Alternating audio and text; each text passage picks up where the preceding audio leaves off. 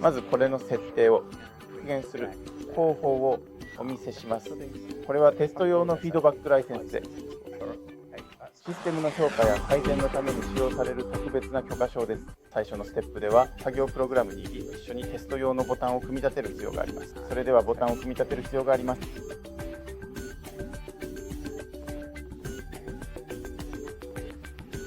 それでは一緒に組み立てましょう。さて次は自己読み取りを見ていきましょう。出たプログラムボタン、